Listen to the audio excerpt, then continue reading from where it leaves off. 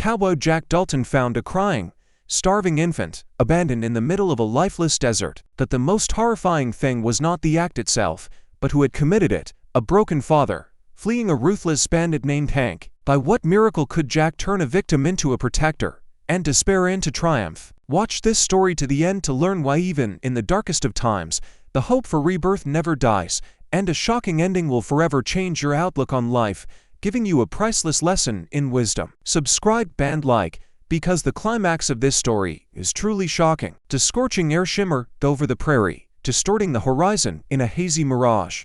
Midsummer 1880, Arizona was especially merciless, and even the saguaro cacti seemed to droop under the weight of the unbearable heat. Jack Dalton, a tall, lanky cowboy with eyes the color of faded denim, trudged through the sparse, thorny scrub.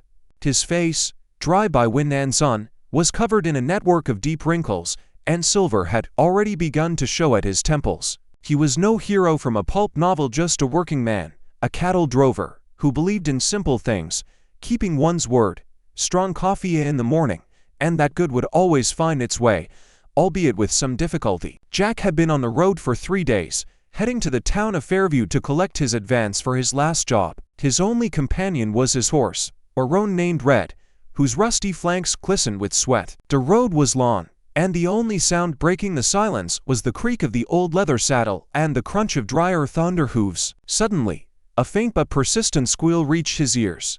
Jack reined in, listening. He knew that in this desolate place, a sound could be deceptive. It could be a coyote's cry or even a desert ghost. He frowned and was about to ride on, not getting involved in someone else's problems, but the sound repeated, this time louder, with a hint of human plea. It was a cry that could not belong to any animal. Dismounting, Jack tied Red to a low bush and moved toward the sound, pushing through the tall, drought-yellowed grass.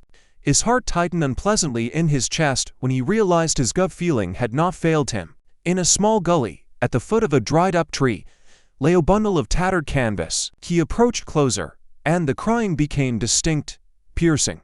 Carefully unwrapping the fabric, he froze in shock. Inside, wrapped in dirty rags, lay a tiny girl. She was no older than a year, with a face wrinkled by hunger and dehydration, and thin, almost transparent hair. Her small hands were clenched into fists, and her blue eyes, full of tears, looked directly at him. In that moment, his calloused heart felt a deep sense of compassion. The dirty rags she was wrapped in did not protect her from the scorching sun. Jack knelt down, and the first thing he did was not pick her up, but shield her fragile face from the direct rays with his broad hand. He felt the heat radiating from her body and knew there was no time. To leave her here would mean signing her death warrant. His mind, accustomed to the brutal logic of survival in the wild, quickly calculated the options. The nearest settlement was 2 days away, with enough water left for only one more leg of the journey. He was not a father, he had no family, and he had never thought that anyone but his horse would ever be in his life. But in that moment, looking into those child's eyes, all his arguments crumbled to dust. In the corner of the bundle, he noticed something that did not belong in this desert. It was a small, carefully carved wooden pendant in the shape of a star, and on the back, a single letter E was engraved. This discovery only heightened his anxiety, adding to the pain for the child a sense of sorrow at the realization of the tragedy that had occurred here. Someone's child, someone's hope, had been abandoned to a certain death. Jack took off his worn leather poncho, soaked with the smell of dust and campfire, and carefully wrapped the tiny, almost weightless body in it. The little one grew quiet, pressing herself against the warm, rough fabric, seeking protection. As he carefully lifted her into his arms, Jack felt the world around him shift. He was no longer just a drover. Now he was the guardian of a fragile life. Returning to Reed, he carefully placed the child in the saddle, securing her so she would not fall. From now on, the path was not to Fairview, but in the opposite direction to the nearest river, even though it meant they would have to travel much farther and riskier. The new goal brought a surge of determination. He had to get her to water. He had to save her. From somewhere deep inside, he drew strength he didn't even know he had. Every step of Red, every breath of air, every beat of his heart now had only one purpose: to survive for this tiny life. His old, measured life was destroyed the moment he heard that cry. It was left behind, in the dust, just like his old plans. Ahead lay the unknown, full of dangers and difficulties. But in this new, difficult path, A sprout of rebirth was already breaking through a new purpose that made him stronger than ever. The journey to the river proved to be harder than Jack could have imagined. The heat, like a living monster, drained their strength with every passing minute, and their water supply dwindled before his eyes. The little girl, whom he had wrapped in his poncho, woke from hunger and cry. Her weak cry tore at Jack's heart, and he felt helpless. He tried to give her water from his canteen, but her tiny body rejected the liquid, causing a surge of sadness and despair. He knew the child needed more than just water, but where, in this lifeless desert, could he find milk or food for an infant? Finally, at the end of the third day, they reached the river. Its murky, slow-moving waters were their salvation. Jack let Red drink, then quenched his own thirst, and then, wetting a clean piece of cloth, carefully gave the girl a drink. She greedily sucked on the wet rag, and her crying finally subsided. It was the first time in many hours that Jack felt even a little relief. He carefully bathed the little one, and under a layer of dirt, her soft, pale skin appeared. On her wrist, he noticed a thin, barely visible scar, resembling a burn mark. Now that the most acute danger had passed, Jack could examine the pendant more closely. It was not just an ornament, it was a kind of amulet, carved with special care. On the back, under the letter E, were 3 thin lines converging at one point, and 2 circles on the sides. Jack had never seen anything like it, but it reminded him of old Indian signs he had heard about in stories. Suddenly, a thought struck him.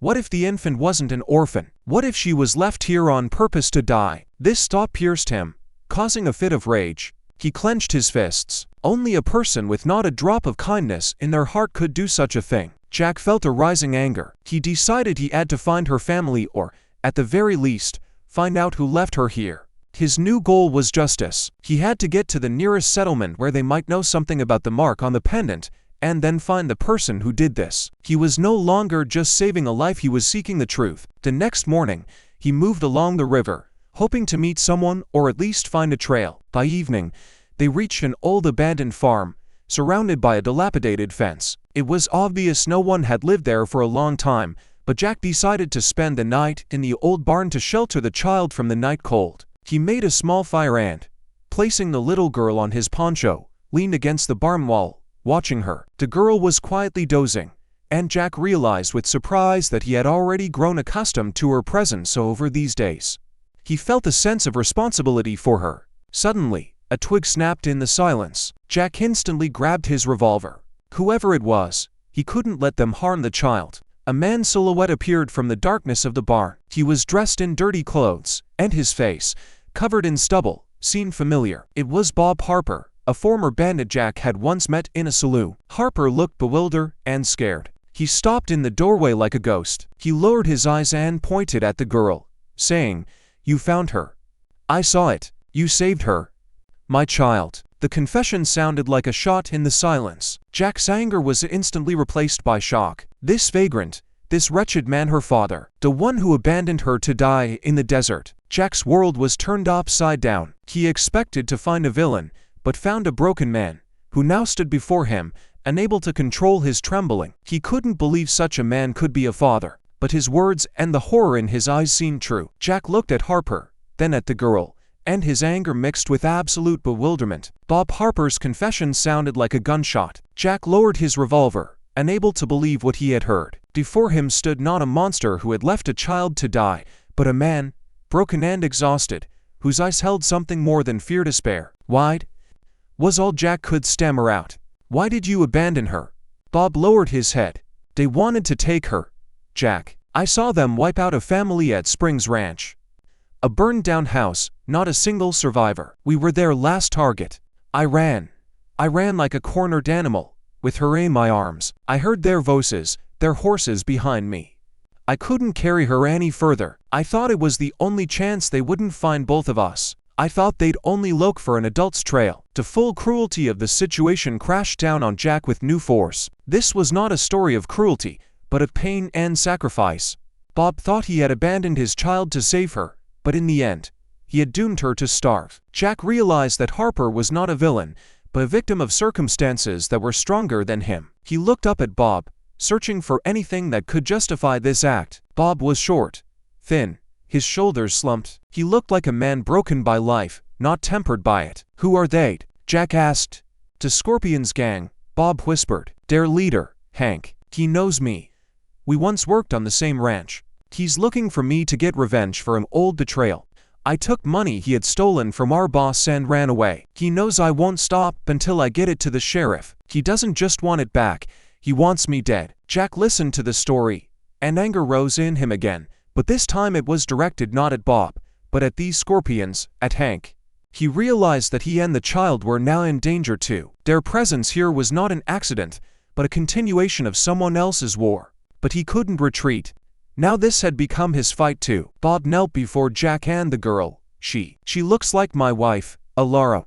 That's her name. I don't know what to do next. I'm no good at anything. He turned away, and Jack saw a single tear roll down his cheek. Jack looked at the girl, who was peacefully dozing, pressed against his poncho. She was destined to die in that grass, but she had survived. And now she was in danger from those who were chasing her fodder. It was at that moment that Jack felt he was now responsible not only for her life, but also for her future. He made a resolution from now on. He was not just a savior, but a protector. He could no longer run. He had to go to meet the danger, to deal with this gang once and for all. Jack, Bob, and little Alara, they were now one family. Jack hadn't wanted this, but now he had no choice. He had to fight. The next few days were a test for Jack. He took on the role of not just a guardian, but a strategist. Bob, exhausted and broken, was not in a state to fight. His only use was his knowledge of the area and the habits of the Scorpions gang. They moved along abandoned trails, avoiding major roads and settlements where they might be seen. Jack taught Bob how to track,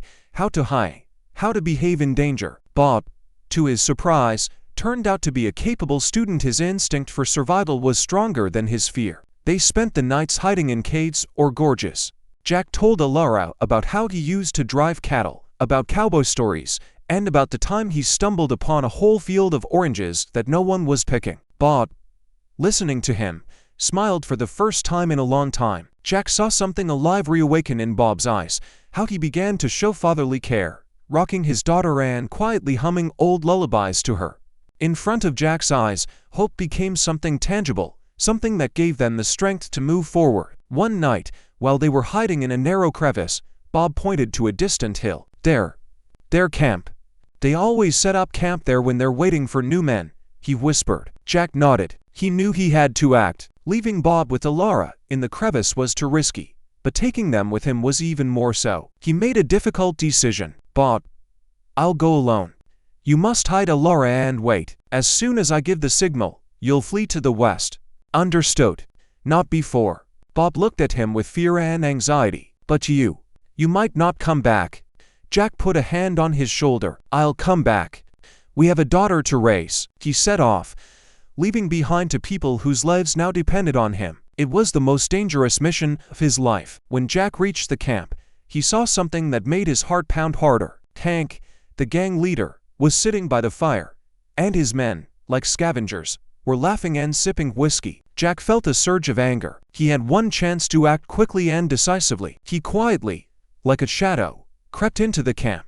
First, he disarmed the sentry, then two others. Then, using a surprise attack, he lunged at Hank, who was sitting with his back to him. Hank was surprised, but he was an experienced bandit. A struggle ensued. Jack knew he couldn't defeat everyone alone, but he didn't need to. He fought to distract them. In the chaos, when his opponents were confused, he saw the most important thing. He grabbed Hank's arm, forcing him to stand. He saw an animal horror in the bandit's eyes. It was at this moment that Jack understood. This man didn't want revenge, he was just afraid. He was afraid of his past and that it was haunting him. This was not just a clash, but a triumph of the spirit over circumstances. Jack prevailed, not by killing his opponent, but by breaking him. He tied him and his men up, not leaving them a single chance to escape. He knew the sheriff would soon arrive to end their story. Returning, he found Bob, who was sitting, holding Alara close. Their faces were bright with tears. They were finally safe. In that moment, Jack realized his old life, filled with loneliness and cattle drives, was over. He had found a new purpose in protection and care. It was a rebirth, conclusion, and lesson. In the modern world, many people feel lost, disappointed, living for money, thinking that it is what will bring them happiness. Just as in the story, The money Bob stole became the cause of his and his family's misfortune. They faced hardships because of which he had to sacrifice what was most precious, his daughter. The story of Jack Dalton is a reminder that the true value of life is not in material possessions, but in the deeds we perform. We find true meaning when we stop living only for ourselves and begin to care for others. It is in this selflessness that there is rebirth, the finding of a new purpose that makes us truly alive. Just like Jack, who found his path by saving a small life, we too can find ours by extending a hand to our neighbor.